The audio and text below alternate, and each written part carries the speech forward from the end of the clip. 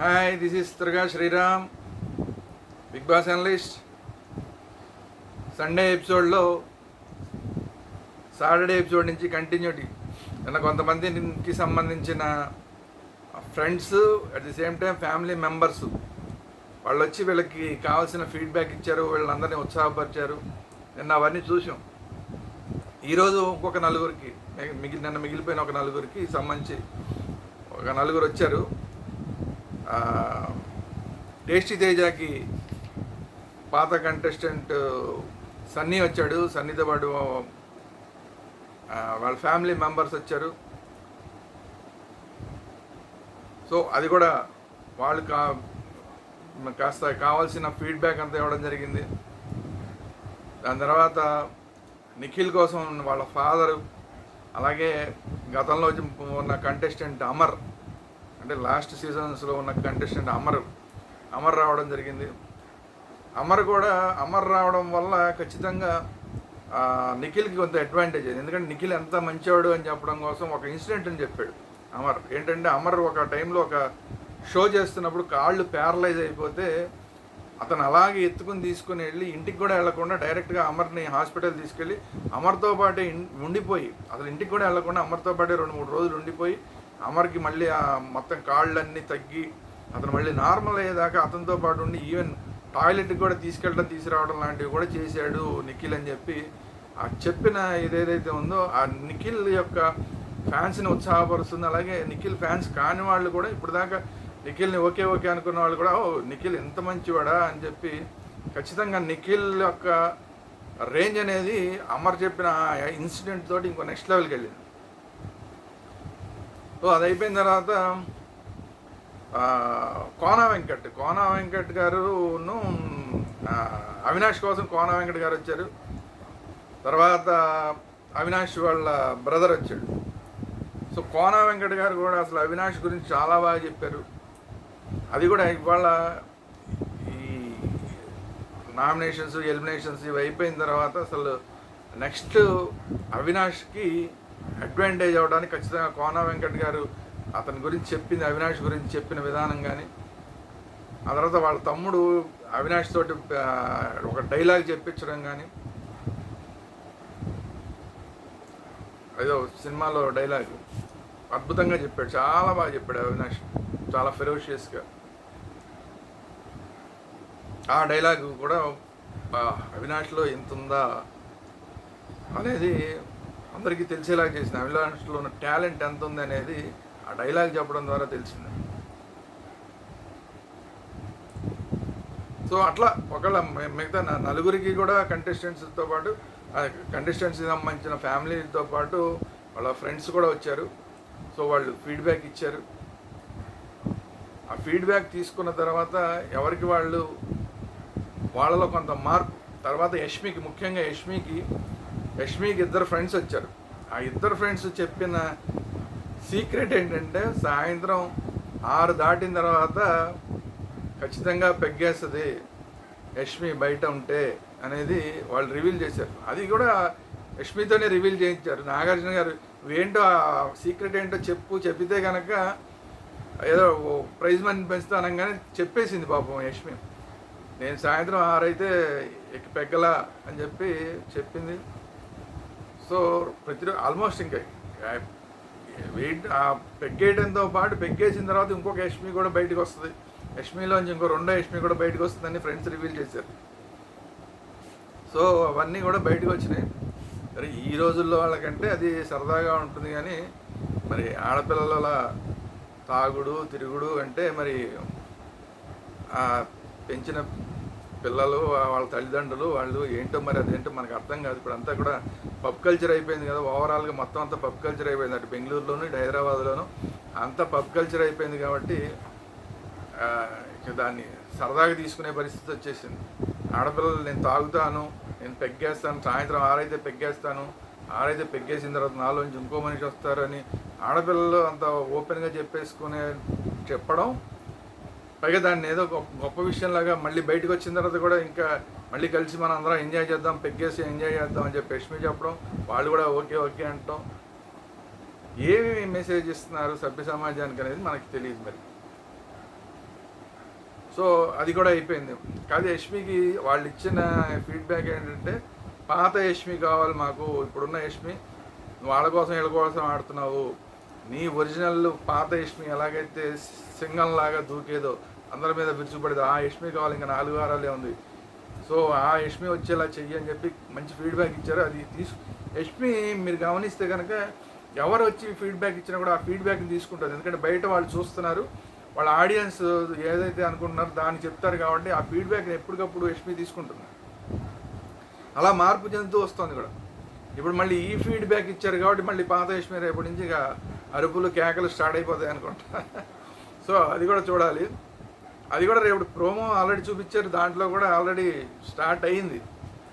సోనియాకి యష్మికి మధ్య స్టార్ట్ అయింది. అదేంటో చెప్తా. సో మొత్తానికి 4 కంటెస్టెంట్స్కి 4 వచ్చేసారు, 4 ఫ్రెండ్స్, 4 ఏమో ఫ్యామిలీ మెంబర్స్ వచ్చారు. అందరూ ఎవరికి వాళ్ళు ఫీడ్బ్యాక్ ఇచ్చారు. వాళ్ళ తరపున వాళ్ళ కంటెస్టెంట్ కాకుండా వేరే టాప్ 5 కంటెస్టెంట్స్ ఎవరంటే కొంతమంది చెప్పారు. ఓవరాల్గా అందరూ చెప్పిన తర్వాత అందరి మనసులోనూ ఉన్న టాప్ 5 కంటెస్టెంట్స్ కన్నా కూడా టాప్ 3 కంటెస్టెంట్స్ ఎవరు, టాప్ 5లో అయితే చాలామంది మారుతున్నారు కానీ టాప్ 3లో ఎవరు మారట్లా. ఆ టాప్ 3 మారని వాళ్ళు ఎవరు అంటే నిఖిల్, నబీల్, గౌతమ్ కృష్ణ. ఆల్మోస్ట్ అందరు చెప్పిన వాటిలోనూ ఈ 3 ఉన్నారు. ఆ మిగతా 2 మాత్రం అటు ఇటు అవుతున్నాయి. ఒకళ్ళిద్దరు విష్ణుప్రియ అని చెప్పారు, ఒకళ్ళిద్దరేమో ప్రేరణ అని చెప్పారు, ఒకళ్ళిద్దరు యష్మి అని చెప్పి, అట్లా రకరకాలు మారినాయి. మిగతావన్నీ కూడా కొంతమంది ఏదో వచ్చాం కాబట్టి అని, కొంతమంది టేస్టీ తేజ అని కూడా కొంతమంది చెప్పారు. సో కానీ అందరు చెప్పిన వాళ్ళలోనూ ఈ 3 ఉన్నారు ఆల్మోస్ట్. సో దీన్ని బట్టి మనకు అర్థమవుతుంది ఏంటంటే టాప్ 3 కంటెస్టెంట్స్ ఎవరు అనేది ఓపెన్ అయిపోయింది. నిఖిల్, నబీల్, గౌతమ్ కృష్ణ ఈ 3 టాప్ 3లో ఉంటారు అనేది ఓపెన్ సీక్రెట్. దాని మీద మళ్ళీ ఇంకో వీడియో కూడా చేద్దాంలే, కానీ అప్పుడు మామూలుగా చెప్తున్నాం. సో అది అయిపోయింది. ఇది మధ్యలోనేమో కొంత గేమ్ ఆడిచ్చారు. ఆ గేమ్ ఏంటంటే అంటే సేవింగ్ చేశారు మధ్యలో. వీళ్ళు వచ్చినప్పుడే కొంతమందితో సేవ్ చేయించారు. అందులో సేవ్ అయింది ఎవరయ్యా అంటే విష్ణుప్రియ సేవ్ అయింది. విష్ణుప్రియ సేవ్ అయింది, ఇంకొకళ్ళు కూడా సేవ్ అయ్యారు, మరో సేవ్ అయ్యారు. కానీ ఫైనల్గా వచ్చేసరికి టేస్టీ తేజ, తర్వాత అవినాష్, అదే వీళ్ళు మిగిలారు. ఫైనల్గా వీళ్ళిద్దరు మిగిలే లోపు కొన్ని ఆటలు కూడా ఆడిచ్చారు. ఆ ఆటలు ఏంటి అంటే ఏమి మామూలే, ఒక సినిమా పేరు నాగార్జున గారు చెప్తారు, అక్కడ దానికి సంబంధించిన ఫోటోలు ఉంటాయి. ఆ ఫోటోల్లో ఎవరిని తీసుకెళ్ళి అతికిస్తే 2 గ్రూపులు చేశారు. ఆడవాళ్ళని ఒక గ్రూపు, మగవాళ్ళని ఒక గ్రూపు చేసి మెగా చీఫ్గా ఉన్న అవినాష్నేమో లేడీస్ వైపు పెట్టారు. ఎందుకంటే ఇక్కడ ఒక పర్సన్ తక్కువ ఉన్నారని ఉద్దేశం. సో అట్లా గ్రూప్ చేశారు. ఫైనల్గా ఆ ఫోటోలన్నీ తీసుకెళ్ళి పెట్టడం, దానికి సంబంధించిన ఒక సాంగ్ వేస్తే దాన్ని డ్యాన్స్ చేయడం. ఆల్మోస్ట్ ఎక్కువ అన్నీ కూడా లేడీసే గెలిచారు. అందరూ డ్యాన్సులు చేశారు. విష్ణుప్రియ డ్యాన్స్ చేసిగా నాగార్జున గారు వచ్చినప్పుడు చాలా యాక్టివ్గా ఉంటుంది కాబట్టి ఆ డ్యాన్సుల విషయంలో మాత్రం నెంబర్ 1 చాలా బాగా చేసింది విష్ణుప్రియ. కానీ విష్ణుప్రియకి చెప్పాను కదా, నిన్న కూడా చెప్పేశాం కదా, ఇంకెందుకులేండి. ఎవరు చెప్పినా కూడా అమ్మాయికి ఫీడ్బ్యాక్ ఎక్కట్లేదు.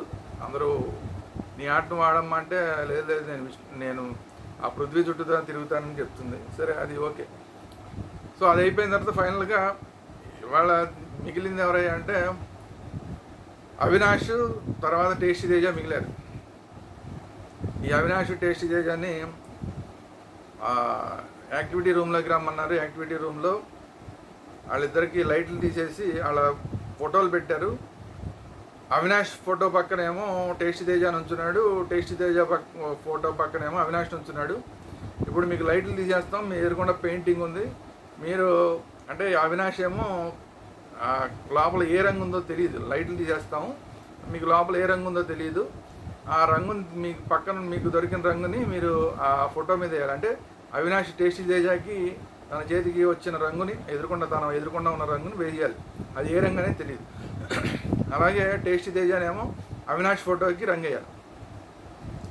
సో లైట్లు ఓపెన్ చేసేసరికి రెడ్ కలర్ ఉన్న పెయింట్ ఎవరి మొహాన్ ఉంటుందో వాళ్ళు ఎలిమినేట్ అయినట్టు, గ్రీన్ కలర్ ఉన్న పెయింట్ ఎవరి మొహాన్ ఉంటుందో వాళ్ళు సేవ్ అయినట్టు. సో అది చెప్పారు, లోపలికి రమ్మన్నారు. లోపల రమ్మన్న తర్వాత టేస్ట్ ఈ బయట హాల్లో ఉన్న వాళ్ళందరికీ మామూలు ఈ నబీల్ ఉన్నాడు కదా, నబీల్ దగ్గర ఒక ఎవిక్షన్ షీల్డ్ ఉంది. ఆ ఎవిక్షన్ షీల్డ్ని వీళ్ళలో ఎవరి కోసం ఉన్నా ఉపయోగిస్తావా, ఇద్దరిలో ఒకళ్ళు మాత్రం అవుట్ అయిపోతారు కాబట్టి నువ్వు ఎవరికన్నా ఉపయోగిస్తావంటే కొంచెంసేపు ఆలోచించి అవినాష్కి ఇస్తాను అని చెప్పాడు. ఎందుకంటే నాకు ఈ ఎవిక్షన్ షీల్డ్ రావడంలో కూడా అవినాష్ పాత్ర ఉంది. అవినాష్ వల్లనే ఈ ఎవిక్షన్ షీల్డ్ నాకు వచ్చింది కాబట్టి నేను అతని కోసం ఉపయోగిస్తాను అన్నాడు. సరే మళ్ళీ ఇంకోసారి ఆలోచించుకొని ఒక 8 సెకండ్స్ నీకు టైం ఇస్తానని చెప్పి కౌంట్ డౌన్ చేశారు. కౌంట్ డౌన్ చేసి మళ్ళీ అడిగినా కూడా మళ్ళీ అవినాష్ కోసమే ఎవిక్షన్ షీల్డ్ వాడతానని చెప్పి నబీల్ క్లిస్టల్ క్లియర్గా చెప్పేశాడు. సరే ఓకే అని చెప్పి ఇప్పుడు యాక్టివిటీ రూమ్లోకి వెళ్ళి ఆ లైట్లు తీసేయంగానే ఇద్దరు వాళ్ళు ఎదురుకుండా ఉన్న రంగు తీసి ఆ ఫోటో పక్కన ఉన్న ఫోటోకి వేసేసారు. లైట్లు వేయంగానే లైట్లు ఓపెన్ చేయంగానే టేస్టీ తేజ మీద ఫోటో మీద అవినాష్ వేసిన రంగు గ్రీన్ వచ్చింది. అవినాష్ ఫోటో మీద టేస్టీ తేజ వేసిన రంగు రెడ్ వచ్చింది. అంటే అవినాష్ మొహాన్ రెడ్ ఉంది కాబట్టి అవినాష్ ఎలిమినేట్ అయిపోయినట్టు, టేస్టీ తేజ సేవ్ అయ్యాడు. మనం మొదటి నుంచి చెప్తూనే ఉన్నాం, ప్రతిరోజు చెప్తూనే ఉన్నాం, టేస్టీ తేజ 3rd పొజిషన్లో ఉన్నాడు. ఆ 3rd పొజిషన్లో ఉన్నవాడిని తీసుకొచ్చి లాస్ట్ పొజిషన్లో ఉన్నాడు పక్కన నిలబెట్టంగానే అందరికీ ఓపెన్గా అర్థమైపోయి ఉంటుంది. సో అందరూ ఎలాగ అవినాష్ వెళ్ళిపోతాడని.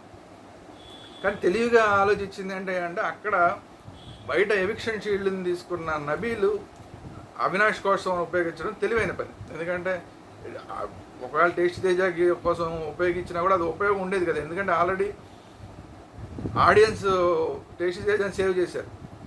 డేంజర్ జోన్లోకి వెళ్ళిపోయి ఎలిమినేట్ అయిపోయింది అవినాష్. సో అవినాష్ కోసం యూజ్ చేశాడు కాబట్టి అతని రీజన్ కూడా కరెక్ట్. ఎందుకంటే అవినాష్ పాత్ర ఉంది ఎవిక్షన్ షీల్డ్ రావడం కాబట్టి అతని కోసం ఉపయోగిస్తానని చెప్పాడు.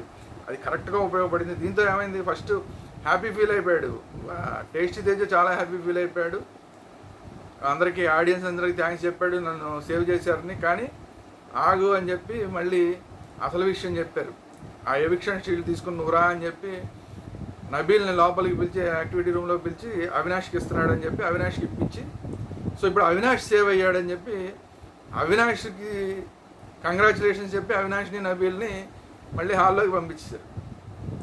ఇప్పుడు టేస్ట్ తేజకి ఫ్యూజులు ఎగిరిపోయాయి. ఇదేంట్రా బాబు, నన్ను ఆడియన్స్ ఏమో సేవ్ చేశారు, ఇప్పుడు నబీల్ వల్ల ఏమో ఇతను సేవ్ అయిపోయాడు, ఇప్పుడు నా పరిస్థితి ఏంటది. అంటే చిన్న టెన్షన్ పెట్టిన తర్వాత నాగార్జున గారు, నువ్వు ఆల్రెడీ ఆడియన్స్ తోటి సేవ్ అయ్యావు, కానీ ఎవిక్షన్ షీల్డ్ వల్ల అవినాష్ సేవ్ అయ్యాడు, అందువల్ల ఈ వారం ఎలిమినేషనే లేదని చెప్పి ఎలిమినేట్ చెప్పంగానే ఇక చాలా టేస్టీ తేజ కూడా చాలా హ్యాపీ ఫీల్ అయ్యాడు. బయట అందరూ కూడా హ్యాపీ ఫీల్ అయ్యారు. ఫైనల్గా అందరూ చెప్పింది ఏంటంటే, నబీల్ బయటకు వచ్చిన తర్వాత నాగార్జున గారు చెప్పారు, సార్ ఈ వారం మాత్రమే అసలు ఈ ఎలిమినేషన్ అనేది ఏమాత్రం ట్రాజడీ లేకుండా హ్యాపీ ఎండింగ్తో నడుస్తున్నది ఈ సండే మాత్రమే అండి అని చెప్పి. సో అందరూ హ్యాపీ ఫీల్ అయ్యారు. సో నాగార్జున గారు ఫైనల్గా చెప్పింది ఏంటంటే, ట్విస్ట్ ఈ బిగ్ బాస్ 8 అనేది మొత్తం అంతా ట్విస్టులతో ఉంటుందని చెప్పాం కదా, ఇక్కడ నుంచి కూడా మళ్ళీ ట్విస్టులు ఉంటాయి అన్నారు. ఆ ట్విస్ట్ ఏంటయ్యా అంటే, సోమవారం నాడు దానికి ఎలిమినేషన్ ప్రాసెస్ ఉంటుంది కదా, నామినేషన్ ప్రాసెస్కి ఎవరికి వాళ్ళకి నచ్చిన వాళ్ళని నామినేషన్ చేసే ప్రాసెస్ ఉంది కదా. ఈసారి మళ్ళీ దాన్ని మార్చేసి ఆల్రెడీ హౌస్లోంచి ఎలిమినేట్ అయ్యి వెళ్ళిపోయిన వాళ్ళని కొంతమందిని తీసుకొచ్చి వాళ్ళు వీళ్ళలో కొంతమందిని నామినేట్ చేసేలాగా ఏర్పాటు చేశారు. ఇది షాకింగ్. ఎందుకంటే వాళ్ళు లోపల ఉండగా చాలా వీళ్ళ మీద కొంతమంది మీద ప్రేమానురాగాలు ఉంటాయి, కొంతమంది మీద ఏమో వ్యతిరేకత ఉంటుంది. దానివల్ల మొత్తానికి వాళ్ళు బయటికి వెళ్ళిపోయిన తర్వాత వాళ్ళు కొన్ని తప్పులు తెలుసుకుని ఉంటారు. మనం బాగా ఇంట్రెస్ట్గా ఉన్నవాళ్ళు, మనం వాళ్ళతో ఫ్రెండ్లీగా ఉన్నాం అనుకున్న వాళ్ళు మన వెనకాల ఎన్ని చేశారు అనేది మొత్తం సీజన్ చూస్తే, బయటికి వెళ్ళిపోయిన తర్వాత ఆ వీడియోలన్నీ చూస్తే, పాత వీడియోలన్నీ చూస్తే తెలిసిపోతుంది. అరే మనం వీళ్ళ కోసం మనం ఎంత ప్రేమగా ఉన్నాము, వీళ్ళ వల్ల మనం అనవసరంగా బయటకు వచ్చాం, మనం గ్రూపిజం అయిపోయాం, ఇలాంటివన్నీ రకరకాలు ఉంటాయి. వీళ్ళు ఎలిమినేట్ అయిపోయిన తర్వాత వీళ్ళ గురించి మాట్లాడుకున్న ఉంటాయి. ఇవన్నీ కూడా వాళ్ళ మీద ప్రభావం చూపిస్తాయి. సో అలాంటి వాళ్ళని తీసుకొచ్చి ఆల్రెడీ అవుట్ అయిపోయిన వాళ్ళని ఎలిమినేషన్ వెళ్ళిపోయిన వాళ్ళని తీసుకొచ్చి కొంతమందిని వాళ్ళతోటి నామినేషన్ వాళ్ళు ఎవరికంటే వాళ్ళని నామినేట్ చేయొచ్చు. సో అలా సోమవారం నాడు కొంతమంది వచ్చారు, మంగళవారం నాడు కొంతమంది ఉంటున్నారు. సోమవారం దాంట్లో వచ్చిన వాళ్ళలో సోనియా వచ్చింది, అలాగే శేఖర్ భాష వచ్చాడు, అలాగే బెజవాడ బేబక్ వచ్చింది, నాగమణి గంట వచ్చాడు. సో వీళ్ళు ఎవరిని నామినేట్ చేస్తారు? జనరల్గా ఎవరైనా అందరూ ఎక్స్పెక్ట్ చేసింది ఏంటంటే సోనియా వచ్చింది అంటే కనుక ఖచ్చితంగా ఈ నిఖిల్ని, తర్వాత పృథ్వీని, తర్వాత ప్రేరణని వీళ్ళందరితోటి ఫ్రెండ్లీగా ఉంది కాబట్టి అప్పుడు అలాగే ఉంటుంది అని అనుకుంటారు. కానీ షాకింగ్ ఏంటంటే సోనియా వచ్చి ఎవరిని నామినేట్ చేసింది అంటే నిఖిల్ని, ప్రేరణని నామినేట్ చేసింది. అంటే వాళ్ళ గ్రూప్లో ఆల్రెడీ ఉన్న దాంట్లో ఒక పృథ్వీని వదిలేసింది తప్ప నిఖిల్ని, ప్రేరణని నామినేట్ చేసింది. ఈ సోనియా చేసిన నామినేషన్ ఆల్రెడీ ప్రోమో కూడా బయటికి కొంచెం చూపించారు కాబట్టి ఆ ప్రోమో చూస్తే రచ్చ అసలు సోనియా అసలు చెప్పిన కాజులు కానీ నిఖిల్ నామినేట్ చేయడానికి, ప్రేరణ నామినేట్ చేయడానికి చెప్పిన రీజన్స్, ఆ రీజన్స్ వల్ల మళ్ళీ నిఖిల్కిను తర్వాత యష్మికి మధ్య చిన్న వార్, ఇవన్నీ చాలా రచ్చరచ్చగా ఉంది. దాని గురించి రేపు మాట్లాడుకుందాం. తర్వాత శేఖర్ భాష వచ్చి విష్ణుప్రియని, యష్మిని నామినేట్ చేశాడు. సో తర్వాత బెజవాడ బేబక్ వచ్చి విష్ణుప్రియని, పృథ్వీని నామినేట్ చేసింది. ఇప్పుడు విష్ణుప్రియాని, పృథ్వీని నామినేట్ చేసిందంటే ఇంకేముంది, వాళ్ళిద్దరూ కలిసి ఆడుతున్నారు, ఎప్పుడు అదే ఆ గోల, ఈ నువ్వు నేను లవ్ బర్డ్స్ లాగా చేస్తున్నారని ఏదో నామినేట్ చేసినట్టున్నారు. తర్వాత నాగమణి గంట వచ్చి యష్మిని, పృథ్వీని నామినేట్ చేశాడు. ఎందుకంటే యష్మికిను నాగమణి గంటకి కంటిన్యూస్గా వార్ జరిగింది. అప్పట్లో నాగమణి గంట ఉన్నప్పుడు నేను నిన్ను ప్రతి వారం నామినేట్ చేస్తానని చెప్పి పంతం పట్టింది అప్పుడు యష్మి. సో అప్పటి నుంచి అది కంటిన్యూ అవుతుంది యష్మికి. తర్వాత వెళ్ళే ముందు జస్ట్ పృథ్వీతోటి గొడవైంది. నాగమణి గంట వెళ్ళిపోయే ముందు జస్ట్ ముందు రోజు పృథ్వీతో చాలా పెద్ద గొడవైంది. సో మరి అది దృష్టిలో పెట్టుకున్న ఏదో మొత్తానికి కానీ యష్మిని, పృథ్వీని నామినేట్ చేశాడు. సో ఇంకా మంగళవారం నాడు ఇంకెవరు వస్తారు ఏంటి చూడాలి, అది కూడా రేపు మాట్లాడదాం. ఈ వీళ్ళ గోల్ ఏంటి, ఇప్పుడు అసలు ఏ రీజన్స్తో ఎవరెవరిని ఎందుకు నామినేట్ చేశారు, తర్వాత మంగళవారం దాంట్లో ఎవరు వస్తారు, ఇవన్నీ కూడా రేపు ఎపిసోడ్లో మాట్లాడుకుందాం. సో ఈరోజు సెన్సేషన్ ఏంటంటే బయటికి వెళ్ళి ఎలిమినేషన్ అయిపోయిన వాళ్ళు మళ్ళీ వచ్చి నామినేషన్ చేయడం అనేది ఒక సెన్సేషన్. అలాగే నిన్ననే మనం ఆల్రెడీ చెప్పేసాం అవినాష్ సేవ్ అవుతున్నాడని. ఆ ఎవిక్షన్ షీల్డ్ వల్ల అవినాష్ సేఫ్ అవ్వడం అనేది వాళ్ళది. సో ఇప్పుడు మొత్తానికి ఆ ఫ్యామిలీ ఫ్రెండ్స్ వచ్చిన దాన్ని ఎవరెవరు సీరియస్గా తీసుకుంటారు, రేపటి నుంచి ఆట ఎలా మార్చుకుంటారు. ఇప్పుడు నామినేషన్ బయట నుంచి వచ్చిన వాళ్ళు నామినేషన్ తర్వాత అసలు మొత్తం వాతావరణం అంతా అసలు ఎలా మారిపోతుంది, హౌస్లో చాలా సీరియస్ వాతావరణం వచ్చేసేలాగా ఉంది. ఇంకా రేపు నామినేషన్ తర్వాత అయితే నాకు తెలిసి ఇంకా అసలు గ్రూపిజం అనేది అసలు ఇంకేం మిగలదు అనుకుంటా.